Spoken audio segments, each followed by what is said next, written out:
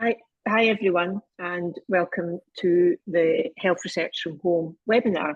My name's Lynn Laidlaw. I'm a patient public contributor and researcher, and I'm working with the Health Research from Home team, and I'm going to be your host along with Coral Stevenson, who's the Administration Officer. So what I'm going to do first is go through some housekeeping with you. So we are recording today's webinar. The recording will be paused during any question and answer, and this recording will be uploaded to our YouTube channel on Friday, and all those who registered for the webinar will be sent a link once the recording has been uploaded. We really encourage you to submit questions in the question and answer box throughout the webinar, and you can submit a question for the question and answer at any time. Everyone's mics have been muted for the presentation, and the host will unmute anyone who would like to ask a question live during the question and answer. And we really encourage you to use the chat box to interact with each other or to ask the host for any technical support. So we've had a change to the running order, and it's my pleasure to introduce Professor Claire Steeves, who's a Professor of Ageing and Health at King's College London, who's going to be talking about the Driver Project 2 and just giving us an introduction to that. Over to you, Claire.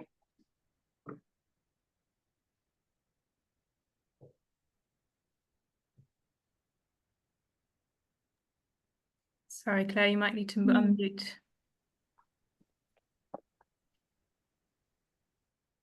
There we go. I think I'm unmuted. Very good. Nice to meet you all. Pleased to be able to present to you about the Driver project that we've been setting up, and we're going to be updating you on these webinar series on how these Driver projects are going around linkage and ethics and data management problems, as well as our involvement of our patients and public. Any chance of this slide, Lucy, for my first slide? That would be great.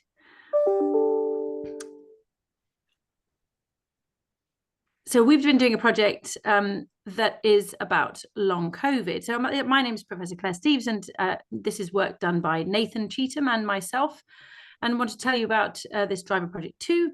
And the idea is that we want to gain understanding about the use of routinely collected patient data and participant reported data using home apps. And we're using it in the context of COVID-19.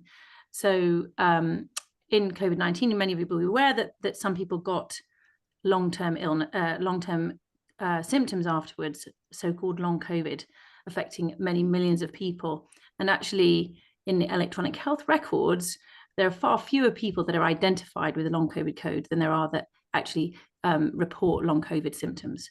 So the next bit, if you click the next bit, Lucy. So what we want to know with this project is how do participant reported data match up with the electronic health record data? What are the bits that are missing and how are they different? And also use this to really try and understand what the long-term health effects are in participants who report long COVID. And why is this important? Well, first of all, we can use this to really understand the differences between different sorts of data, so the strengths and limitations of active prospectively collected data and its potential use cases alongside electronic record care, and also its potential for understanding both care and how to interact with patients, but also research in the future. The second thing is to really understand the long-term effects of self-reported COVID and how they're different when you look at participant-reported data versus electronic records. So next slide, please, Lucy. So if you may remember, in the COVID pandemic, many of you might have been involved in the COVID symptom study, which was something that I originally sort of designed the app for, and then we did a lot of research, but we did it together with Zoe, a data science company. We got over 4 million users across the UK and in USA and Sweden as well. And people were tracking their symptoms both before and after they got COVID or other diseases. They registered their tests and their vaccines and so on. We did an awful lot of research over COVID using that. And out of those, that really big 4 million study, we identified some individuals that clearly had long COVID because they were reporting symptoms which were ongoing after a COVID positive test. And so we recruited 8,000 individuals, which included about 2,000 individuals with long COVID, 2,000 individuals that were short COVID, so hadn't got long disease, 2,000 individuals that had symptoms but never had a positive test, and 2,000 individuals that never got COVID. And that we roughly those numbers, we brought them into a COVID symptom study biobank to try and really understand long COVID a bit more. And we got serology tests and various other tests as well, biologically done by post. Next slide.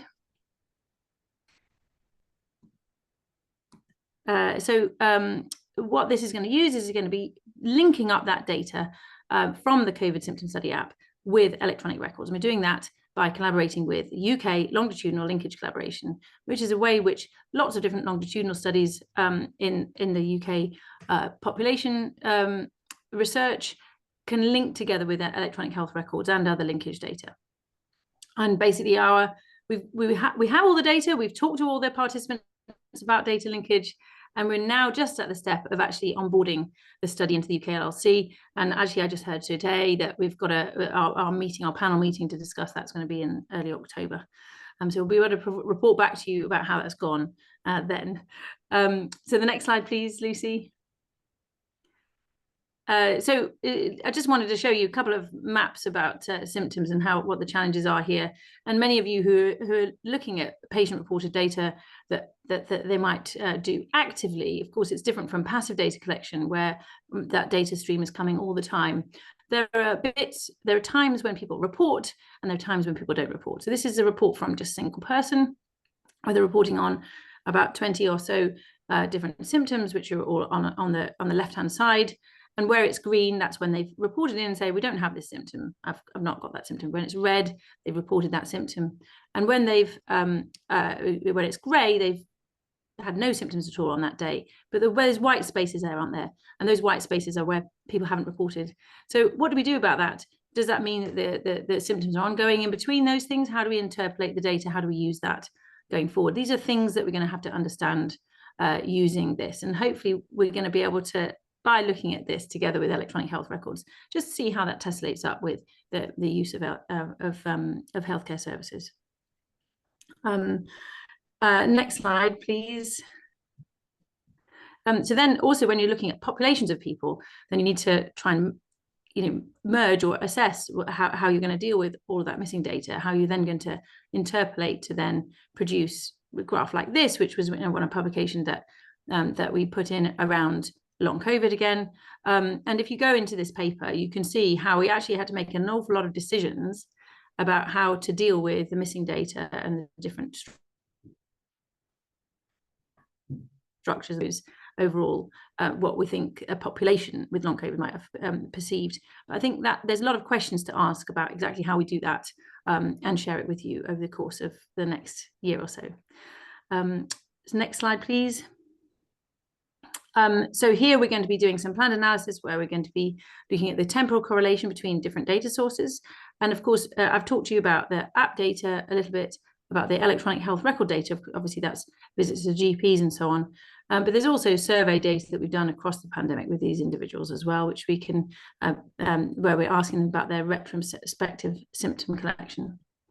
And so we'll be trying to use this to characterize the intersection of those two data sets at the time, but then also look at that separate research question, which is what are the long-term consequences of these different groups of people? And I think that we can then do that using different definitions of long COVID, either coded in electronic health records or from the patient report collected at the time.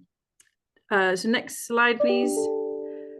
Yeah, so there isn't a next slide, but the next slide is going to be presented to you at the next time, because soon we're going to be being able to tell you about how this process is actually going. At the moment, we've not even actually managed to put these two data sets together, but there's a whole range of approvals and governance that we're going through at the moment. And we'll be reporting back to you on that next time when we update on our Driver 2 project. That's great. Thanks, Claire. So we're on time, so we're setting a really good precedent for the rest of the webinar. So now it's my pleasure to introduce Erin Rinaldi, who is Head of Sensors Data at Verily. And Erin and her colleague Johnny are going to talk to us about digital measures in Parkinson's disease. Over to you, Erin. Thanks so much, Lynn, and thanks, Claire. I know how difficult it can be to merge data sources, data from multiple different sources. It's no easy task, both from a technical perspective and all of the other perspectives you mentioned. So I'm excited to hear the next update on that. As Lynn said, my name is Erin Rinaldi. I lead data science for devices at Verily, and I'm really excited to talk to you today about Verily's work and lessons learned in developing digital measures for people with Parkinson's disease. You can go to the next slide. You can skip this one. And Johnny will be up next. Thank you. Okay, one more. There we go. So the objectives for my session today are first to talk about how we designed several different studies to support maximizing participant engagement and data quality. You can only analyze data and learn things if you are collecting data and collecting enough of it and high quality data. The second is our path for developing and validating digital measures that we used as Parkinson's disease treatment response biomarkers. And then the third is along the way, I'll be sprinkling in some of the lessons we learned and some open questions we still have for the field that I think are relevant not only to us, but other practitioners and people who are working to develop digital measures and digital biomarkers in this space. You can go to the next slide. So first, a quick introduction to Parkinson's disease. Over 10 million people worldwide are living with Parkinson's disease, and it is a very heterogeneous disease, both across people and even within a day for a single person. And you can see here some of the characteristic symptoms that people with Parkinson's disease might experience. But because it's so heterogeneous, not everyone experiences the same set or severity of symptoms. And so it's a challenge to monitor people as individuals and their progression over time. And if you go to the next slide, part of the reason it's so challenging to monitor this over time is because the way it's done right now is entirely episodic. It has to happen in the clinic with a clinician or a doctor. And the measurements that we take from the MDS UPDRS are also subjective. And so there's a big opportunity here to change how we quantify some of the symptoms of Parkinson's disease by doing so in the home setting continuously and remotely, so that the burden is lifted from having to go into the clinic as often and allows for a less burdensome approach to monitoring disease progression. And I'll say here that this is true both in the care setting as well as in clinical research. And the rest of the work I'll talk about today was largely focused in clinical research. The Verily team identified that there's a big bottleneck in developing drugs that can actually change the progression of Parkinson's disease. Nothing exists yet that does that. And in order to make that process faster and hopefully less expensive, we aimed to develop tools for doing this continuous remote monitoring. You can go to the next slide. So our solution is built upon our study watch and a tool that we call the virtual motor exam. So as I mentioned before, the current gold standard for monitoring Parkinson's disease severity is the MDS UPDRS, which happens in clinic periodically. And so the unmet need is being able to quantify this at home in an at-home free living setting. So it is easier and easier for people living with Parkinson's disease to understand the severity of their disease, to understand the fluctuations that can happen during each individual day as they go from the on medication state to the off medication state and back and forth, understanding about titrating their medications appropriately, and then also again in this clinical research use case. So our goal was to develop a set of digital measures on our watch that remotely monitor Parkinson's disease symptoms. And we thought about this in two different ways. One is just entirely passively. If someone just wears the watch as they go about their lives, what can we learn from that? And then second, we sought to reproduce a set of the tasks that people with Parkinson's disease would do when they go to the clinic to see their doctor and do this MDS-UPDRS exam. So a handful of the tasks that they would do with their clinician, they can actually do at home. And so we set up a set of instructions on the watch that help people walk through these tasks in the home setting so that it can happen much more frequently. Go ahead to the next slide. And so as we sought to develop this, we wanted to understand what would it take for these to actually make a difference? What would it take for them to be useful? And we came up with these handful of conditions. First, we have to be able to deploy them at scale. Second, people need to engage with the technology and stay in the study. Third, the measures themselves have to be accurate and reliable. And finally, they have to be clinically meaningful. And that is itself a very long presentation, what all that means. But here we distilled it to these handful of topics: that it has to be sensitive to changes in disease severity, has to be able to capture treatment effect, and it has to, most importantly, measure what matters most to people living with Parkinson's disease. You can go to the next slide.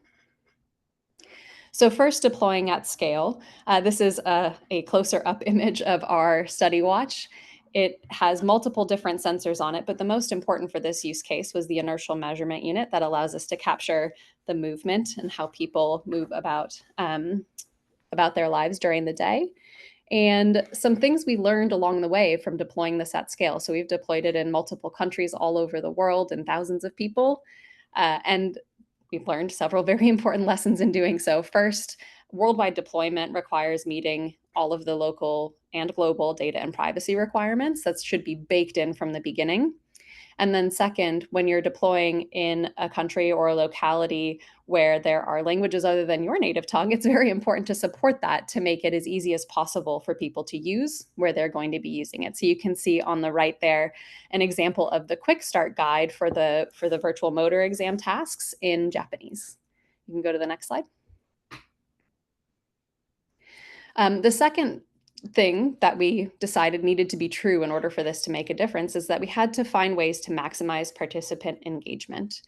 And in order to do that, we sought out the input and help of people living with Parkinson's disease through every step of our product development process. And I'll talk through a few of those in the next slides. You can go to the next one. So first, in the designing and developing phase, we first have decided to use an e-ink screen to make it easier for people who tend to be older, as people with Parkinson's disease tend to be, to read. Sometimes the other smartwatch screens can be difficult even for me to read, especially in brighter sunlight. And so e-ink makes the contrast very visible. There's also tactile buttons on the side for navigating as opposed to a touch screen, because that could also be challenging for people with movement disorders. A multilingual support and a long battery life, so you don't have to worry about charging all the time. And then the next thing that we did as we were developing this app with the different tasks on it, we tested it with people with Parkinson's disease, and we learned several really important things during that process.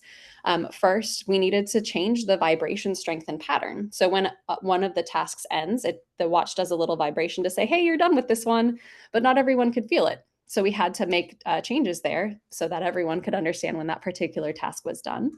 Some of the participants also had a hard time understanding what the icons were.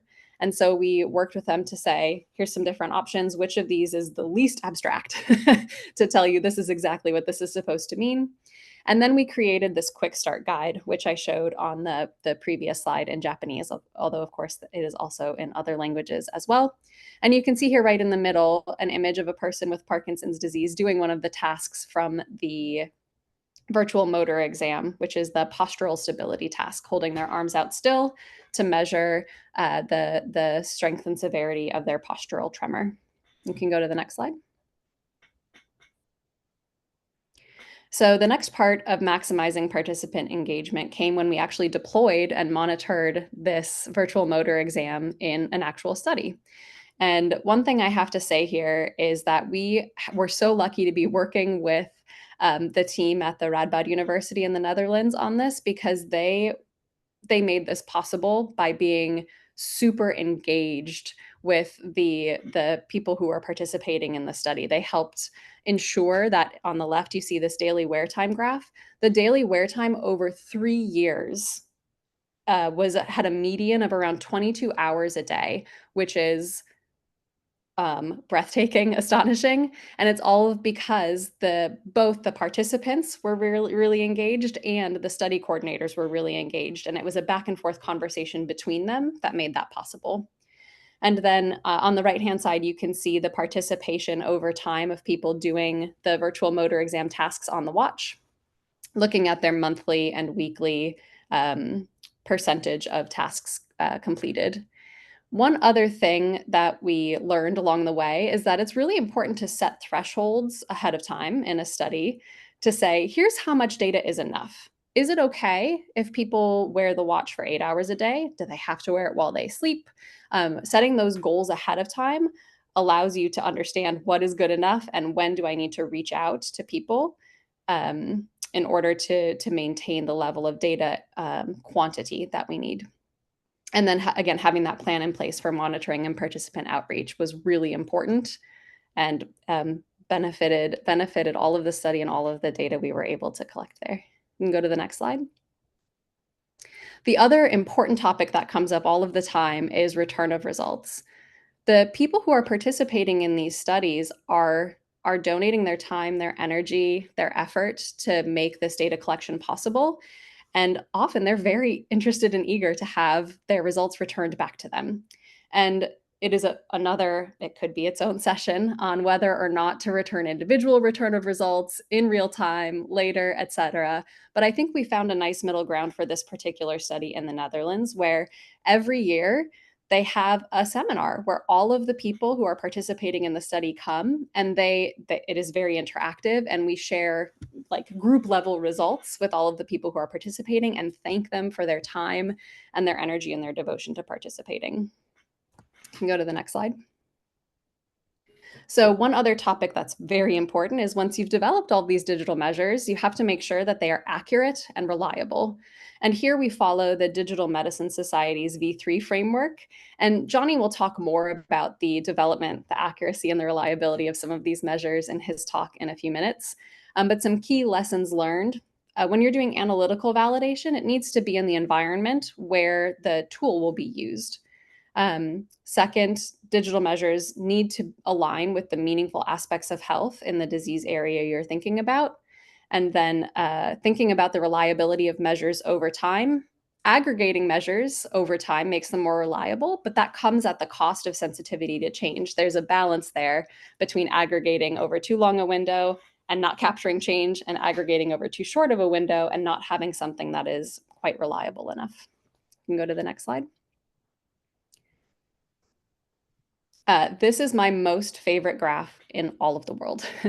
And the reason for that is because it tells a story that we have been missing by only evaluating disease symptoms in the clinic. And I'll explain what this graph is and why I'm so excited about it. So along the horizontal axis, each column represents an individual user. And then what we're looking at, the values here, are the arm swing acceleration that happens while people are performing the walking task of the MDS-UPDRS, and the values that happen in the orange dot in the clinic. And then the blue is the range of values that happen when people were doing the same task at home. And you can see that they're not always overlapping. In fact, a lot of what happens at home is not necessarily represented by that single value we capture in the clinic. And that's why, again, it's so important to find ways to be capturing the measurements in an at-home setting and more frequently to make sure we're capturing the true range of the disease. Go to the next slide. And onto clinical meaningfulness. So one thing we learned that was a very important lesson learned when we submitted to the FDA's Drug Development Tool Clinical Outcome Assessment Program, the step that we had missed when we did that was to very clearly tie the measures we were building back to what matters most to people living with Parkinson's disease. We missed that step, and the FDA said, you missed that step, and we won't miss that step again. It's very important to anchor everything that you're building in what matters most to the people living with disease, both because it's the right thing to do, and also from a clinical research perspective, because we need to be really focused on on patient-focused drug development. Again, we need to be measuring what matters most to the people living with Parkinson's disease. You can go to the next slide. And so this is an example, 2 examples of the clinical meaningfulness we were able to map out by looking at these digital measures in 2 different trials. And so the first trial was actually an interventional trial, a phase 2 trial, looking at a treatment effect in people with Parkinson's disease. And here we looked at something pretty straightforward. We just looked at changes in daily step count from their baseline. And what we found is that if you can see the green line on the top is the highest dose of the drug, there is actually a statistically significant difference between daily step counts in the treatment group versus the placebo group, which is the blue line down at the bottom. And not only is there a statistically significant difference, you can also see that difference kind of about midway through the study. And this is especially interesting because we only outfitted a subset of all the participants in this study with the watch. And if we looked at the traditional clinical outcomes, the MDS-UPDRS in particular, in this smaller group, we couldn't see a statistically significant difference, whereas we could with something as straightforward as daily step count. So that's a pretty good indicator that we're on the right track here. And then the second is looking back again at the virtual motor exam at what happens at home when people do the virtual motor exam in their off state first thing in the morning before they've taken their medications. And then after, when they're in their on state, looking at the difference in their performance on that set of tasks at home.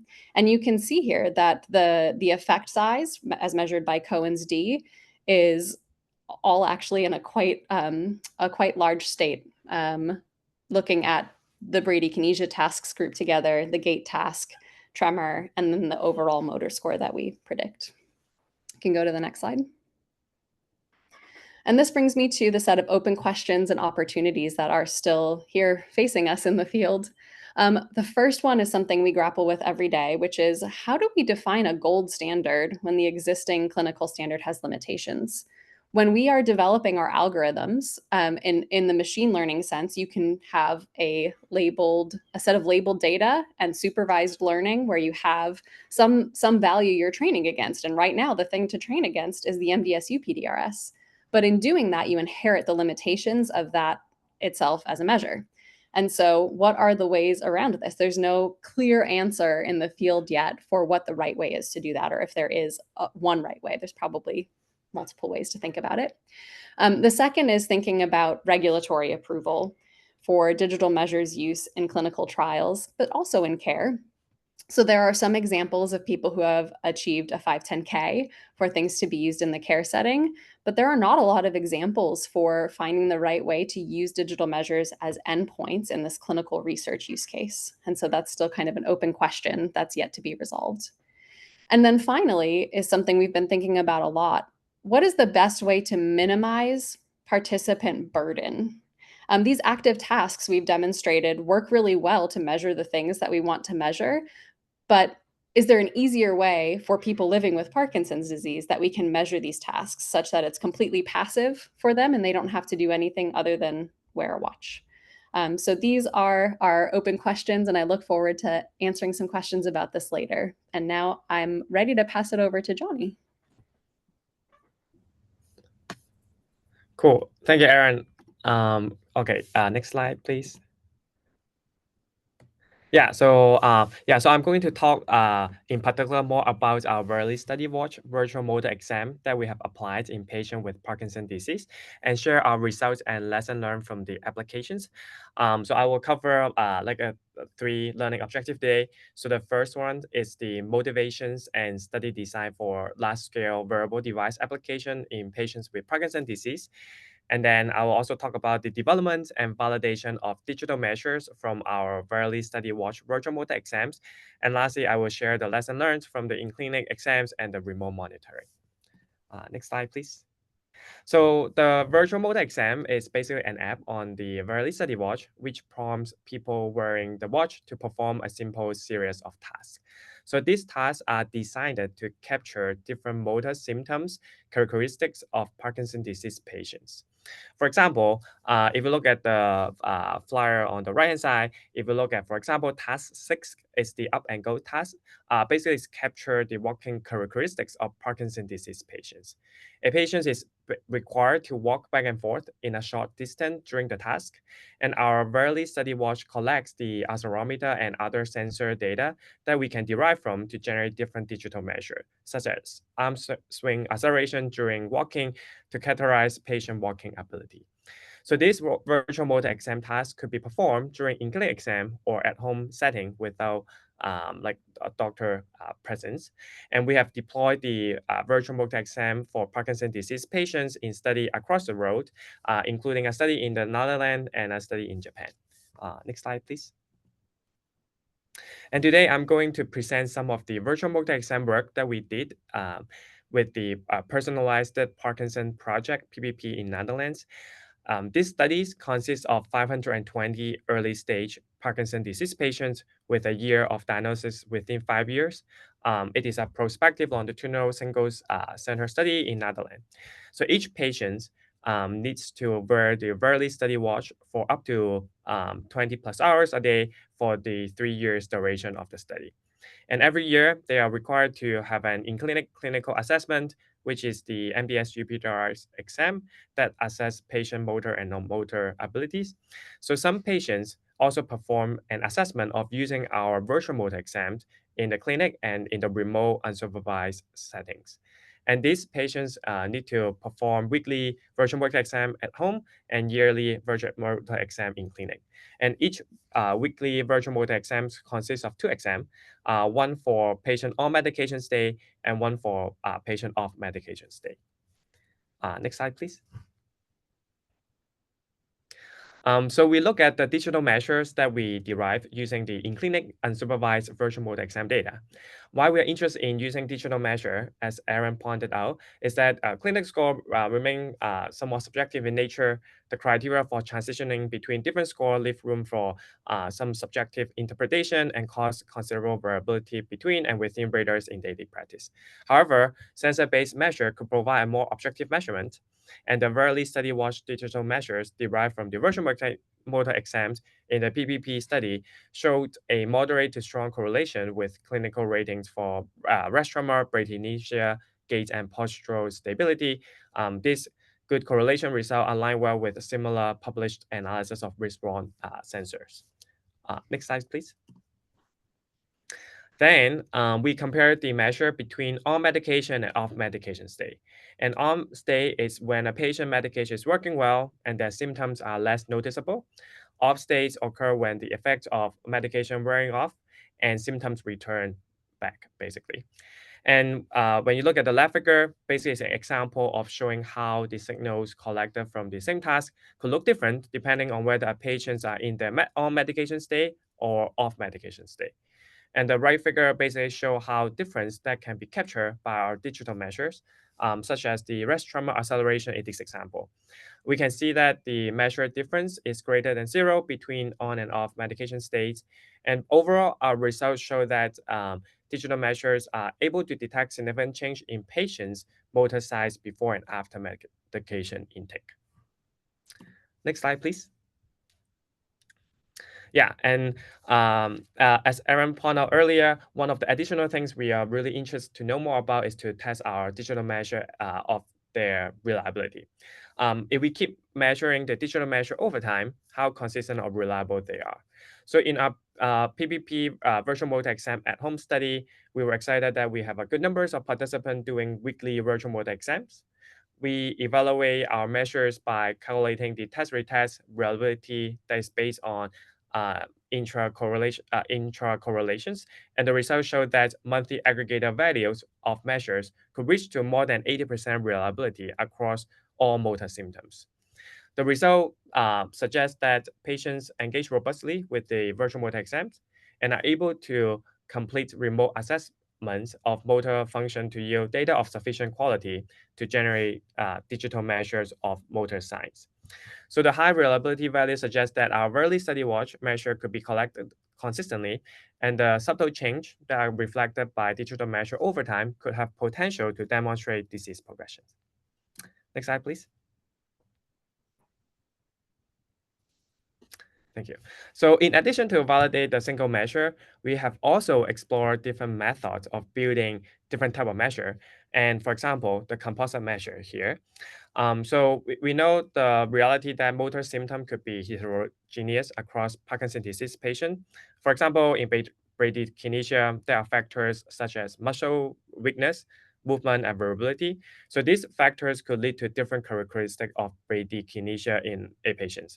So single measure may have some statistical power to detect individual change over time during disease progressions. Composite measure, which are defined as the linear or nonlinear combination of single measures, may capture multiple aspects of an individual functioning comprehensively while reducing noise of a single measure. So they could enhance the sensitivity to detect changes over time and enable increased generalizability of motor symptom evaluations at disease progress. And we are really interested in how composite measure performed. And next slide, please. So what we do is we basically develop some machine learning models to combine different sets of single measure to form composite measure using our data. So as you can see in the table, if you look at the right-hand side, so basically we generate like a composite measure, which we call them like bradykinesia, V-trauma, V-gait, and V-overall motor score. So basically these composite measures capture characteristics for all like multiple motor symptoms. And we explore the analytical performance of the composite measures by analyzing the correlation between the model outputs and the MDS-UPDRS Part 3 score. And basically the results show that the intra-correlation coefficient is pretty good, like between 0.4 to 0.8. And this is some result that is being published in one of our past publications, which you can find it in the bottom. Next slide, please. And in addition to that, after we know the performance of the composite measures, we also want to validate whether our proposed composite measures models using our data can be applied to another population. And therefore, we apply our model on like using the data from the personal Parkinson disease project data on another Parkinson disease data set that is from Japan. So applying machine learning models trained on one population to a different population may not be as straightforward because population characteristics may impact model performance. For example, doctors could be trained slightly differently in two populations, and patients may have different lifestyle, and all these factors could lead to like different disease patient severity. And basically in our work, we create like a recalibration step in our model building pipeline. And basically after the recalibration, our composite measure models that are trained from a cohort with less severe disease can be applied to another population with more severe disease. And basically achieving the similar model performance as quantified by the ICC and the effect size. And this piece of work showed that a model trained from one population can be applied to different data sets. And this is presented in one of our past, like last year conference. And next slide, please. And that's it for the overall quick summary of the work that we did in the past year for our Verily Study Watch virtual mode exams. If you are interested in knowing more about our work, please definitely read our publication. And thank you very much for your attention.